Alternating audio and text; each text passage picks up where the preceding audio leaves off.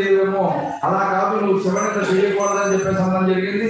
ఇవన్నీ కూడా పూర్తయిన తర్వాత ఇక శివనింద వినకూడదు, నేను ఓ చిరకల్లారా ఇతని బయటికి పంపించేయడానికి ఎప్పటికీ ఒక దివ్యమైనటువంటి ముగ్ధ మనోహరమైనటువంటి స్ఫటిక రూపంతో ఆ మహానుభావుడు కనిపించాడు.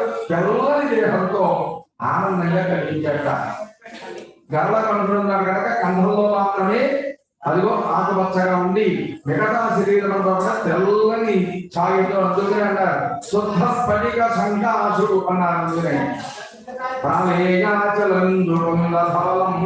గోక్షీర భేద ప్రభం, గోవు యొక్క క్షీరం యొక్క నురుగు ఎంత అయితే తెల్లగా ఉంటుందో అంత తెల్లగా ఉన్నట్టండి.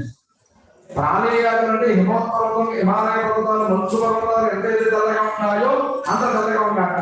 అంత తెల్లగా ఉండి ఆ దేవిని అమ్మవారిని అలాగ చూసేటప్పటికీ ఆయనకి తెలియనటువంటి ఆనందం వచ్చేది. ఒక్కసారి చెయ్యబట్టుకున్నాడు, ఆ చేతితో అమ్మవారు ఒక్కసారి తిరిగేటప్పటికి ముగ్ధ మనోహరమైన రూపంతో కనిపించాడు పరమేశ్వరుడు, శివుడు కనిపించాడు.